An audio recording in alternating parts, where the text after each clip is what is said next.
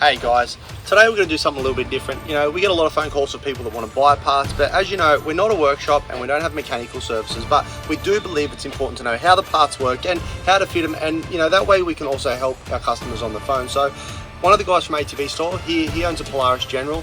We've had a couple of engine lights come on this week, so we've had a look at it, and the first one that's come up is it needs a new oxygen sensor for the exhaust. So we've got ourselves a new RMstator oxygen sensor here, so we're going to fit it up and just show you a few little bits about how to do it. Alright, so a quick thing with these oxygen sensors is when they play up, you'll get an engine light. If you have a Polaris service manual, or maybe even in the owner's manual, you can actually work out how to check the engine codes, so then you can find out what it is. Anyway, it does make it a bit hard on startup, and it does make them run a bit rough. So it is a bit of a tricky thing to get in here and replace the sensor. So first thing we need to do is we need to actually unplug the sensor. So we'll go ahead and do that. And then before I actually undo the sensor from the exhaust, they do get hot and they get a bit corroded in there. So I'm going to put a little bit of spray on there just to try and help it as it comes out, just to lubricate the threads a little bit. So I'm just going to put a little bit of Inox on the thread. So hopefully it'll soak in. Inox is great. You can pretty much use it for anything you need to lubricate these days. So I expect it to be pretty tight, because from what I've seen in the past, they always are. But luckily, this one is moving, so just make sure the cord's not getting tangled up or anything. You can see I've already unplugged it, so we'll keep going here.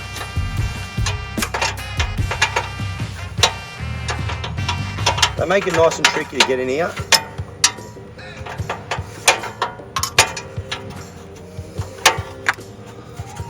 A little bit more spray on there, might be able to loosen it up a little. Or I can get it by hand.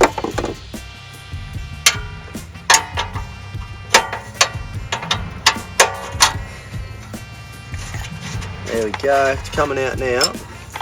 So there you can see that is with the sensor, that's the part that goes into the exhaust. It was a little bit rusty around the outside, bit of Inox spray helped it come out quite easy. You know, it's a bit sooty on the sensor, which is normal, it is in an exhaust. So you know, I don't know why they fail and what the deal is. This vehicle only has a few hundred hours on it, so you know, it's not ideal, but it is what it is. So you know, we're going to grab a new one and put it in. All right, you can see here we've got the old sensor and the new sensor. So the aftermarket sensor is an RMstator brand. These things are quality, you know, you've got to be careful when you use an aftermarket part, so we always do our best to source the quality parts. So these come ready to go. You can see they're near identical to the standard one. They even come with assembly lube, so when we do put it back into the exhaust, it's going to go in nice and smoothly. The reason we knew it needed was this, it had error codes come up. We checked the error codes, we found out what they were, and it pointed us to the oxygen sensor. All right, so we've got the new sensor here. As I said, it comes with some assembly lube on it already. So get her in there. Should go in quite easily, really.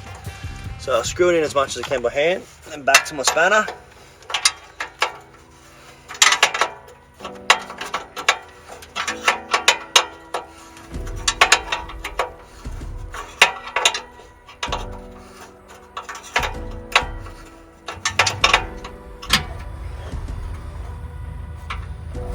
There we go, it's nice and tight. So obviously getting something like this in there to get a torque wrench in is quite tricky.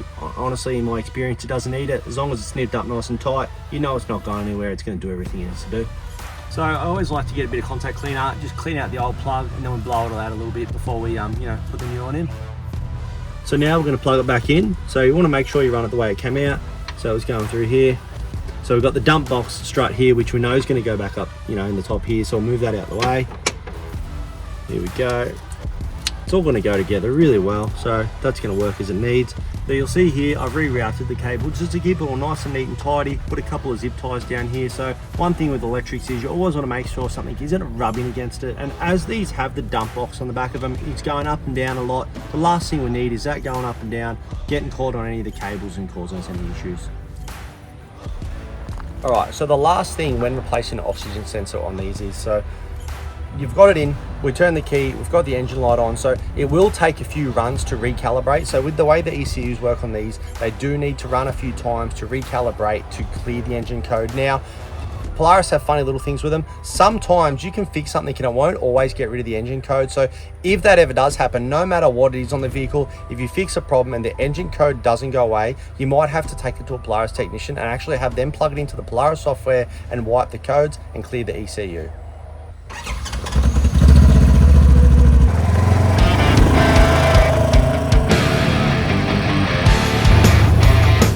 Hey guys, there you have it. We've replaced the O2 sensor. If you need one of these for your vehicle, jump on to ATVstore.com.au, use our product fitment finder on there. You'll see if we have one for your vehicle, or get in touch with our customer service team.